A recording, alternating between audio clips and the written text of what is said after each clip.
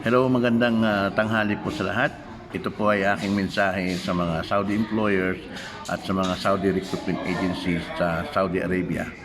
Tagalog itong aking pagkasalita, pero pag ito ay ipinost sa YouTube o sa Facebook, ay meron itong English na translate nila. So, maintindihan din nila ito. So, kami po mga Pilipino ay nagpapasalamat po sa inyo sa Saudi Arabia sa pagkakataon na ibinigay sa amin na makapagtrabaho at makapagbigay ng magandang kinabukasan sa aming mga mahal sa buhay sa Pilipinas. Katulad ko na 30 taon na ako dito sa Saudi at nabigyan ko ng magandang ng aking kinabukasan ng aking anak, nakapagpatapos ako ng anak at nabuhay kami na maayos dito. At ito ay utang loob namin sa pamahalaan, sa kaharian ng Saudi Arabia. However, meron pong mga dapat na problema na nais naming iresolba para po sa patuloy na magandang samahan o yung ating mga kababayan na nagkatrabaho ito, particular po sa household service sector na magtiwala at pumunta rito para magtrabaho bilang kasambahay. Ako po ay isang miyembro ng isang non-government organizations na tumutulong po sa mga OFWs sa buong mundo na humihingi ng tulong sa amin, yung mga distress po, yung nagkakaproblema sa kanilang employer. Sa tagal po natin sa ganitong gawain, 15 taon, ay lahat po ng klase ng problema ng OFW, particular po sa gitnang silangan, ay amin pong na-documented at namin pong nasaksihan. At isa pong naging problema dito ay yun pong kawalan po o kahirapan po ng komunikasyon sa pagitan po ng employer at ng worker.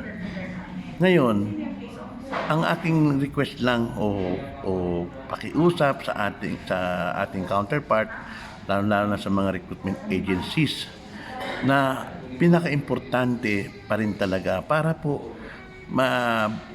kung hindi man matanggal, ma-minimize o mabawasan yung problema na namamagitan sa pagitan ng employer at ng worker. Alam niyo kung ano yun? Importante po na malaman ng mga employers, mga Saudi employers, ang nilalaman ng kontrata na pinipirmahan po nila bago po i-process ang documentation, hiring document ng mga workers na kinukuha ninyo para magtrabaho sa kanila. Okay? So, isang problema, hindi po alam ng marami nating mga employers kung ano po yung nilalaman ng kontrata. Kaya pagdating po dito, hindi po nagiging maganda kadalasan ang sitwasyon ng ating mga kababayan sa piling ng kanilang mga employers. Kahit anong klaseng pre-departure orientation seminars ang ginagawa ng ating pamahalaan para ma-empower ang mga paalis na OFW, ay nadidisorient po sila pag dumarating sila sa bansang paruroonan nila. Dahil po, hindi po alam ng employer kung ano po yung karapatan ng mga manggagawa nila. Karamihan po sa mga employers, hindi naman natin nila lahat, karamihan po sa kanila, hindi po alam yung nilalaman ng kontrata at ang tingin po nila sa atin, sa mga kababayan natin, masakit po to. Pero ito po katotohanan, parang isang commodity lamang. Dahil nagbayad po sila ng recruitment process, ng deployment cost, kaya ang tingin nila sa atin, kailangan maisulit nila yung nagastos nila, which is hindi tama. Hindi po alipin ang mga manggagawa. Ang mga manggagawa po natin ay mga manggagawa, workers. They are not slaves, they are workers.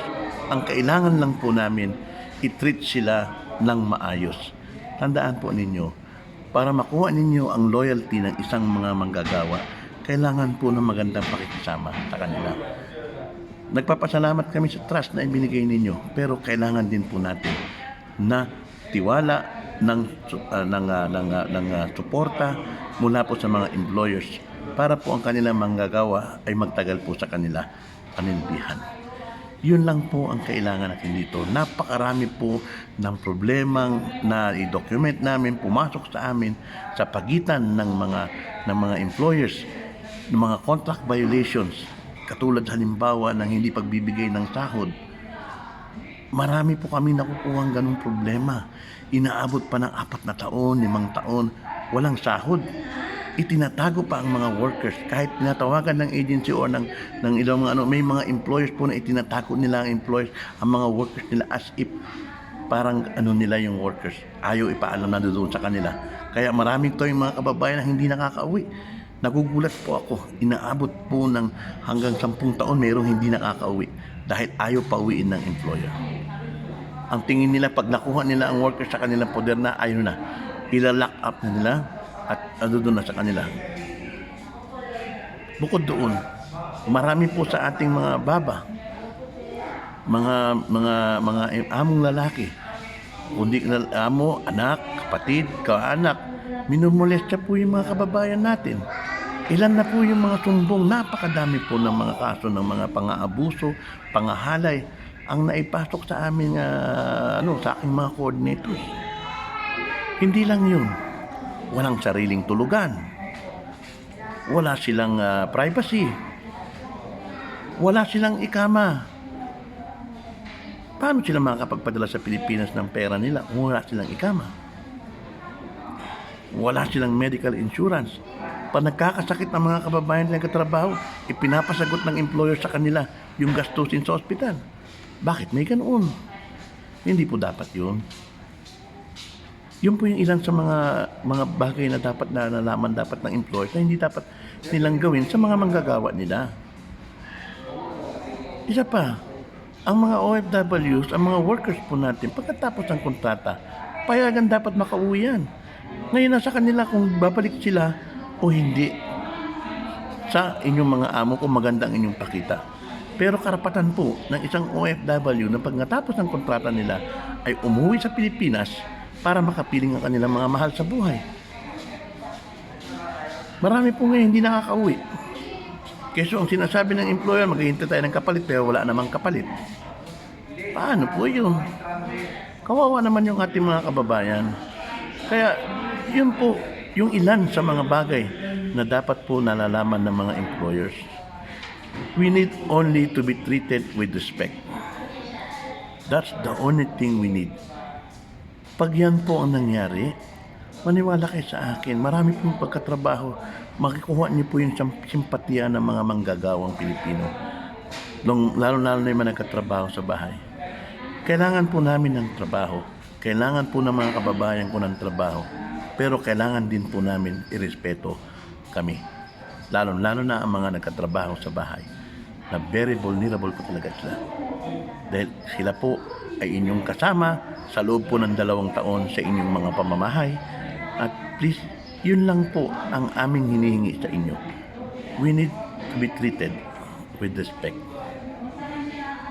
Yun po ang importante sa amin.